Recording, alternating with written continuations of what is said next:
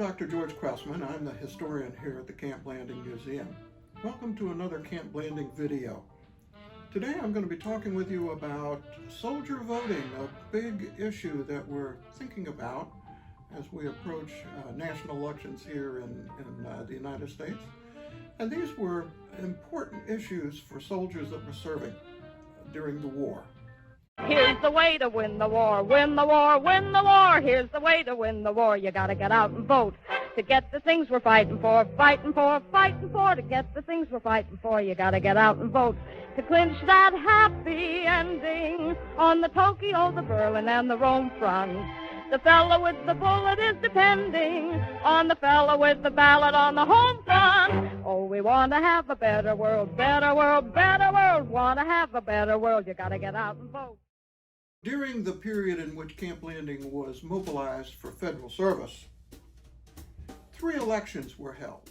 A federal election in 1940, a midterm election in 1942, and again a national federal election in 1944.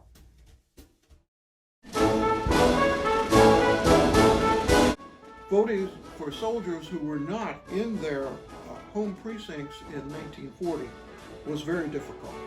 Soldiers were granted 1 day of leave in order to vote. And of course that meant if they were not training close to their homes, they were never going to be able to vote. So absentee balloting was not widely done in 1940, and there were strict rules about absentee voting. And as a consequence, many of Camp Blanding's soldiers in 1940 were disenfranchised, as they were for many soldiers throughout the United States. But with the Army growing rapidly beginning in 1940, Congress began to think increasingly about how soldiers could vote.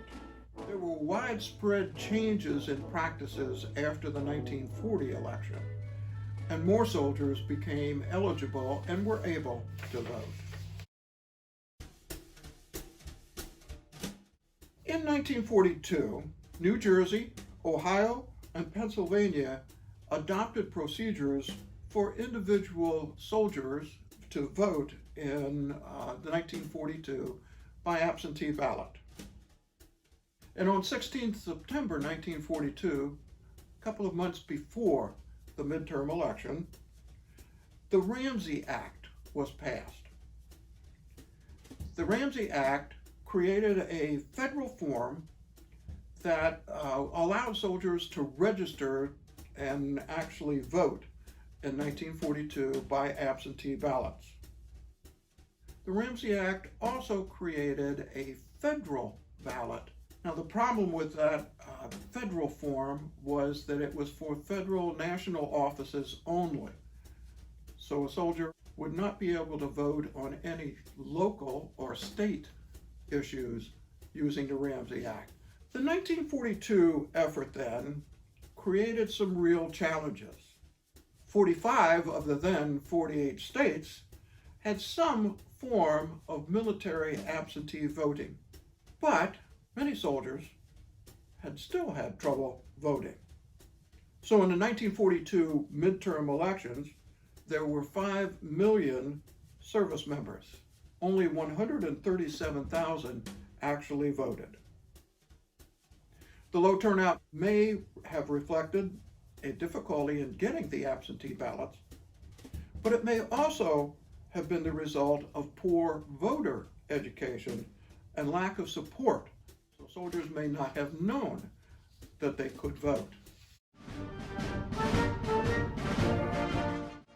By 1944, there are 11 million individuals serving in the U.S. Armed Forces, and they are spread throughout the world.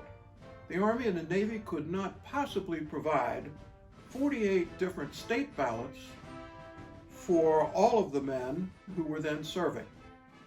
So, not surprisingly, political factors weighed in to this whole effort. Some southern states argued that those states' rights should control the election process, no matter where the soldier or sailor was. Alternatively, Some Republicans in northern states argued that should soldiers and sailors be allowed to vote using a federal form, the majority of them were most likely to vote for Roosevelt, not a Republican candidate. At the same time, soldiers were arguing that they should be able to vote in the 1944 national election. So for the 1944 national election, soldiers overseas could also apply through their state for an absentee ballot. But mailing concerns were a big issue. If the appropriate forms could not be obtained from the individual state, then the soldier or sailor could vote using a federal ballot. But again, the challenge was that that ballot only dealt with the national offices.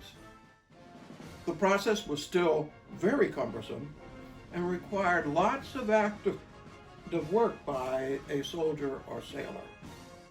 In order to try to improve soldier voting in 1944, there was an Army-wide effort aimed at the soldier voting process.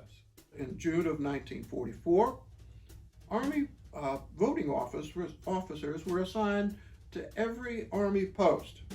Every voting officer had a stack of all the appropriate forms. So the real question then is, did soldier voting actually increase in 1944? Well, more service members voted in 1944 than in 1942, but the rate of participation was still very low. The New York Times conducted a survey that indicated 4.4 million service members cast ballots. That was about 30% of the service members in 1944. We don't have any records for the actual numbers of soldiers who voted at Camp Landing. It seems reasonable, of course, that given the large numbers of men and women assigned here, as well as the intense push to increase soldier voting at Camp Landing perhaps had a better record, but we don't really know. So I most hope that you've cast your ballot in this very important national election. And I truly appreciate your watching this video. I'd like to invite you to come visit us at Camp Landing Museum. We're open every day from noon to 4. Then I'd like you to subscribe to our YouTube channel, the Camp Landing Museum channel. Join us for many of the other videos that we have available. So, for the Camp Landing staff and all of our terrific volunteers, this is Dr. George Cressman signing off.